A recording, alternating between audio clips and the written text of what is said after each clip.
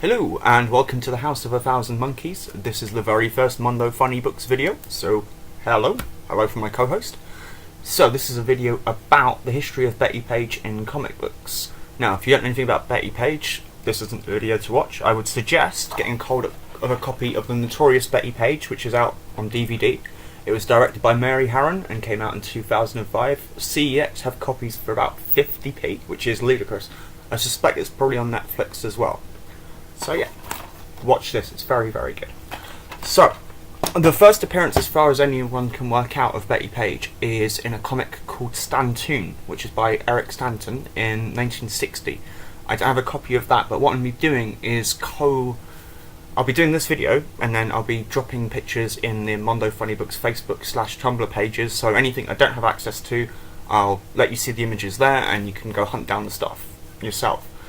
However, as far as I can work out, the first person to properly utilise Bettie Page as any kind of style model, because she'd been kind of forgotten once she went off to join a nunnery, once she'd done a modelling career, was Dave Stevens.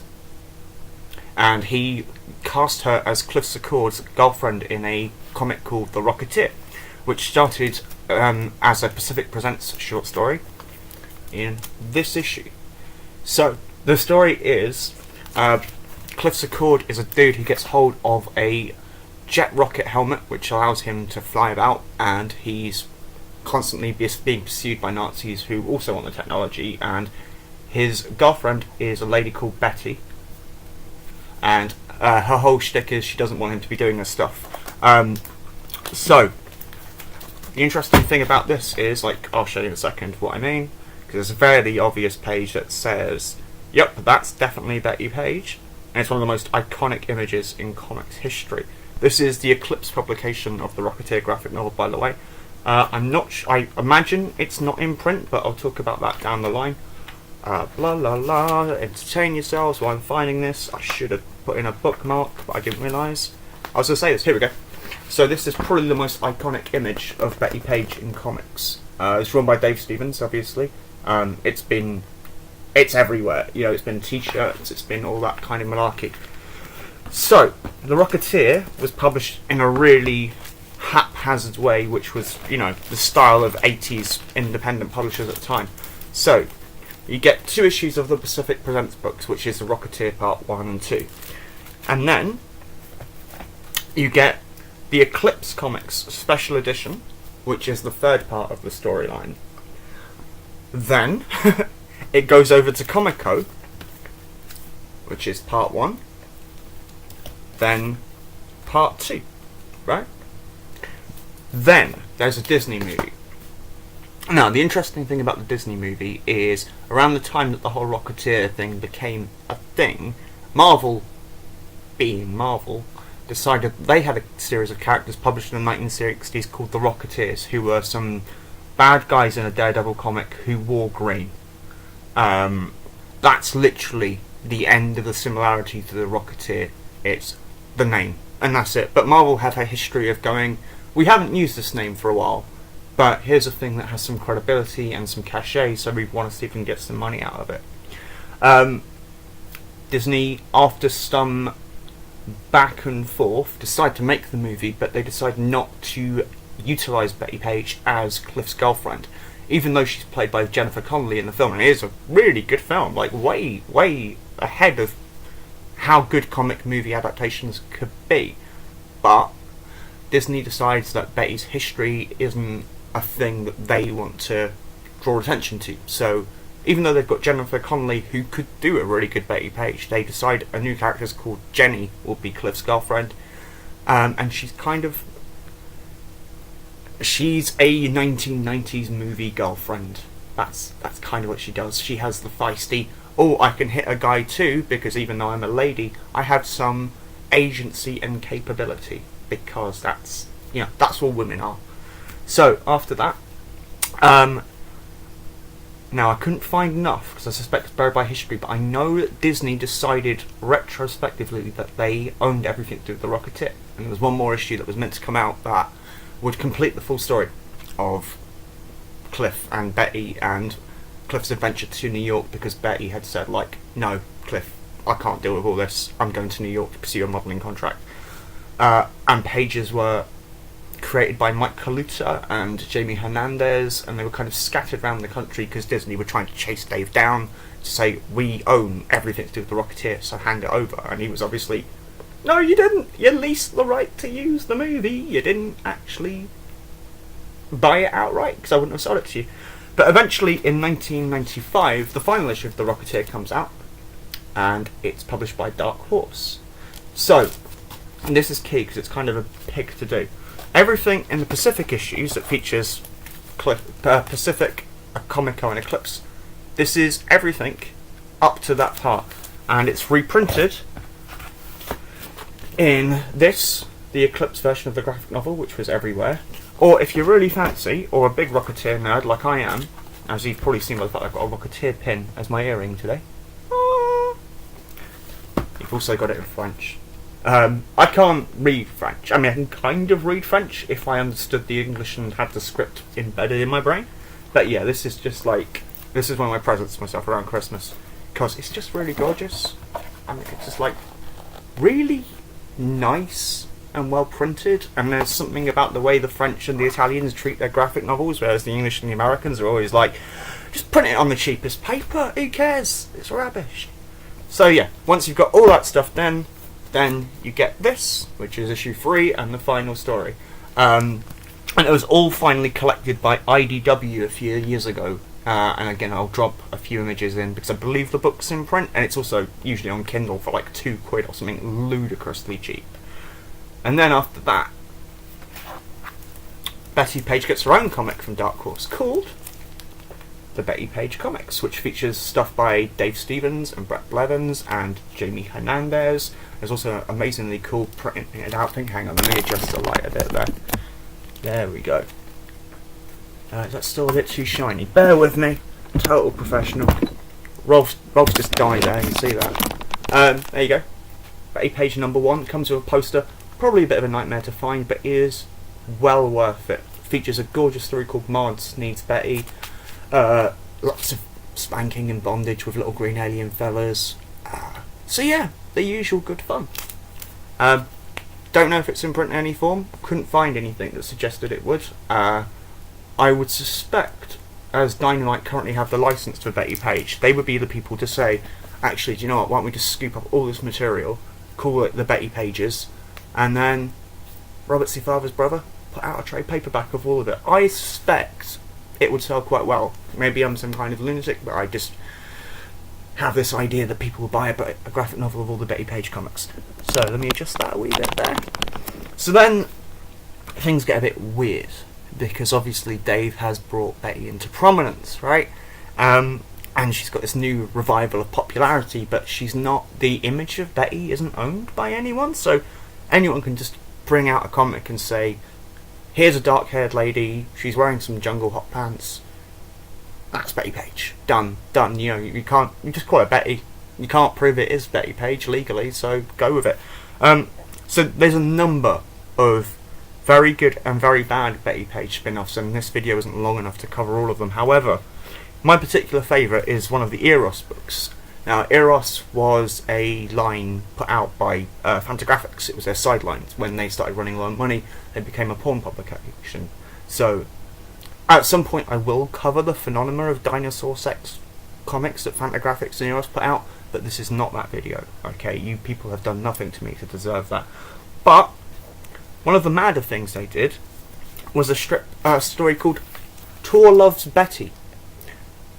Now, so Tor Johnson is probably most famous for being one of Ed Wood's guys, his go-tos, you know, like in the same way that Tim Burton has Johnny Depp on hand. Ed Wood had Tor Johnson, a particular favourite of the cartoonist Drew Friedman, absolutely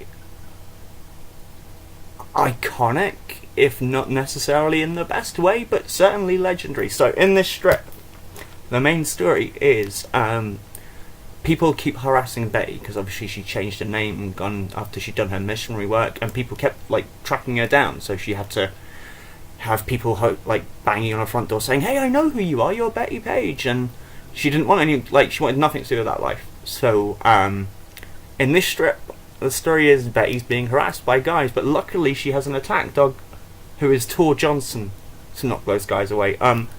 This is kind of amazing. It was a nightmare to find a copy of, and yeah, that's why it's bagged and boarded, because this ain't ever coming out. It also features an amazing strip by Mitch O'Connell, so it's highly recommended. And in the same bag and board, just as an aside, I also have a copy of Tor Johnson, Hollywood Stars. I don't want this to become a sidebar for my complete obsession with Tor Johnson. If you don't know him, I would just Google him and prepare to be astounded. So, sorry, Rob, I'm just blocking you there. So that's that. And then before I move on to the next thing, here's another one. So there's a company called CCP who basically just found the original photographs that she did and added their own strips to them. So this is pretty much what you think it is.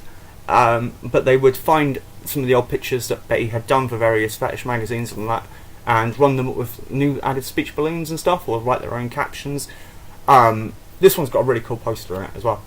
So yeah, it's, again, nobody owns this stuff, so it's basically public domain. It's worth having rather than trying to hunt down the original magazines, but beyond that, it is what it is. So one of the interesting things, as I'm going to display this book, but one of the stories I'm going to tell you is Dave Stevens, because he is one of the best men to ever grace the field of comics. Dave realised that he lived in quite close proximity to Bettie Page, and while he'd used Bettie Page's face for the stuff, but he'd used his one-time wife, Frankie Stevens, as the character model, because he liked to draw from real life, so he would use various models for women and draw them, and that would be the body. So the body of Bettie Page in the Rocketeer comic is actually Frank Stevens, star of movies such as Sorority House Massacre, Sorority Babes at the Slimerama, Scream Queen Hot Tub Party, all kinds of high quality movies with amazing cinematography, high budgets, and redeeming social commentary. Honest. So Dave finds Betty and writes her a check for the use of her image, and they become friends through this, and Dave basically becomes her patron, for want of a better phrase. He decided, he's kind of responsible for this revival. He used her image without asking, so he's like, well, I should pay her for this, and I should, do what I can. So he also apparently tracked down people who'd used her image without any idea of paying her back for it, or he would drive her down to the American equivalent of the DSS and say, here's how you pick up your job security check, and basically became her babysitter until the end of her life, which is astounding. The realm of comic publishing does not run like that. The realm of the comic publishing mod is whatever a publisher can get for free and exploit, that's what they're going to do. Nobody actually thinks, we should do something about this. We should do something to recount the balance of what we've taken. One of the really bad habits of the comic publishing world is that you'll find any amount of comic creators in an incredibly bad way, and it will become a bit of a news story towards the end of somebody's life, and then the publishers will wait for them to die and then go, oh wow, it's really sad that guy died, but we've put out a retrospective of all of his work, so if you want to celebrate his life, buy this book from us. And you're like, maybe rather than waiting for him to die, you could have released that book before the person died and given some of the money from that to the person to help them out with their actual life, because that's a bit more important than some comics from the 1970s that somebody drew. Honestly, I am waiting for Marvel to announce the Steve Ditko variant cover program.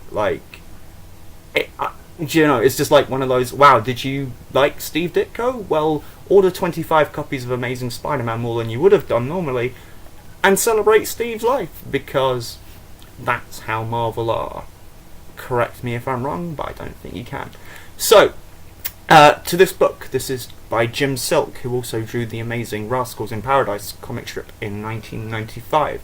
And this is basically a photo essay of the effect Bettie Page's modelling style and how she presented herself and her unique modelling poses and her attitude. You know, she had a real kind of like wow to her, whereas quite a lot of models at the time for the bondage and fetch stuff were very demure, very coquettish, whereas Betty, obviously, as he's urged on her hair, very like full on, bring it. So it's a beautiful book. I suspect it's long out of print, but it's published by Dark Horse.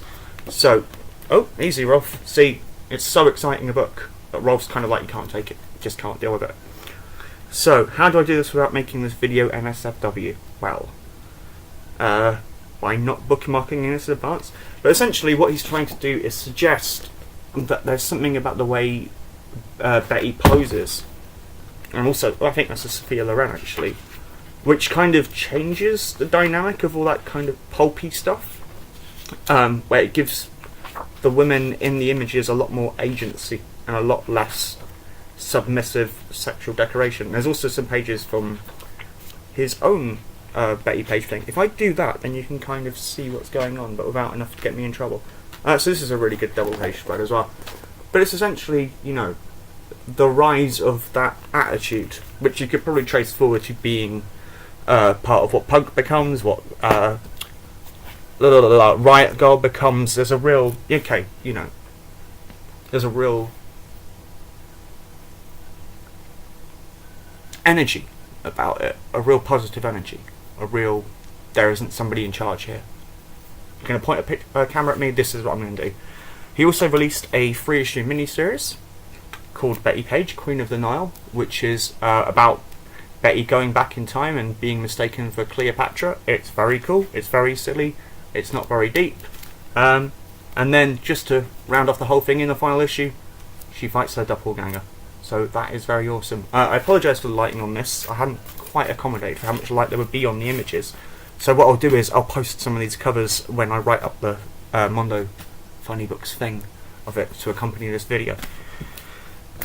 So then, Dave Stevens passed away, and they, as a part of that, IDW reprinted a whole bunch of his strips. This is the first image of the thing that followed it, which was a book called The Rocketeer Adventures, where Dave was seen very much as an artist. He didn't do a lot of stuff, but the stuff he did is obviously astounding. Like, he'd always complain that he couldn't apply enough of what he'd learned to what he could actually do. And it's one of those things where if you do draw, it's kind of like, you have enough talent already, man, you're fine, you don't need to evolve. But he's one of those guys who, if you talk to the guys who illustrate, the guys who put the time into the backgrounds, who don't just draw to get this week's issue done, but you know, they want to create stuff that stands the test of time, that you can look back from 20 years and go, that was still incredible, because there was a lot of work into that. So this book was created as a kind of outlet for guys who appreciated Dave to demonstrate their love for him, I guess. And it's also a benefit book for what killed Dave in the end, which was a thing called hairy cell leukemia. So you get people like John Cassidy, Brendan McCarthy, Gary Leach, Chris Weston, all the really good artists, not just the guys who do like 24 pages a month and go, okay, give me my next Avengers, give me my next X-Men gig, because that's, you know, that's as significant to comics art history as being the director of the cinematographer of this week's Coronation Street or this week's EastEnders. Like, it doesn't matter. All you're there for is to just tell the story, and that's it. And it's fine, but it ain't nothing but that. So yeah, so this was a variant cover from Dave Stevens of a issue of that. There's obviously other projects that are licensed by IDW, including the beautiful Rocketeer Spirit crossover, first issue drawn by Paul Smith, and then replaced on subsequent issues. The Spirit's character by Will Eisner, who has sadly passed away. So yeah, it was one of those just perfect period pieces that came together really well. But this is the first issue, and there's the second. And then, flashing forward to now, let me just do a bit of scalpy while this is going on. A couple of years ago, I think it's 2016, Dynamite started doing their own line of Bettie Page comics, which brings us pretty much to the end of this. So yeah, like Dynamite, they're also publishing Mike Lake's James Bond comic, They always do a plethora of covers for their comics, which sometimes can be really irritating because you're like, I just want the one cover. That's fine. But with something like Betty, obviously, it gives everyone... Hang in there, buddy. We're nearly there. Nope. Okay, fine. You're still, like, stealing all the screen time from me. Anyway, so with someone like Betty, having a plethora of covers is actually quite advantageous because it means all kinds of imagery can be used. This is Terry Dodson's cover, which is a take on the page I'd shown you earlier from The Rocketeer. And, yeah. So yeah, this was a really fun series. I believe it ran 8 issues. If it didn't, then I'm missing issue 9, which is quite irritating. And that's issue 2. As far as I'm aware, there hasn't been a collection of these yet, but, I mean, you know, there's no doubt that there will be.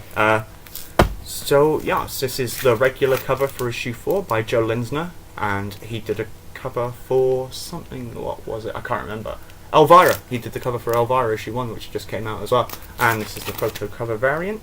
For some reason, these haven't taken off particularly well. Like, there isn't such a thing as a high-priced Bettie Page comic. There's scarce ones, like the CCP ones and the Dark Horse ones, because it was the 90s and everything had a very low print run, because the industry was in a real slump after the whole speculator boom of 92, 93.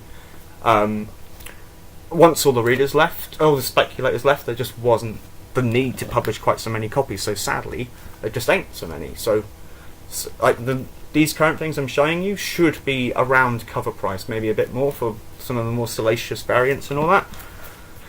So yeah, that is the Bettie Page in the comics. There's also a series done by Jordi Benet called The Bettie Pages. No, I tell a lie.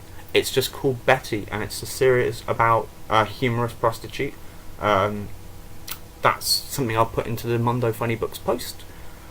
So yeah, that's Betty through the pages, and hope you enjoyed watching this. Hope it's, you know, brought you a bit more information than you had otherwise. Obviously, Betty's quite an important figure to lowbrow pop culture. So yes, hope you enjoyed. If you want to keep me and Rolf in comics for videos like this, then there's a Patreon that I'll put in the link below here. And yeah, that's it. Thank you for watching, and see you in the funny pages. Checking out.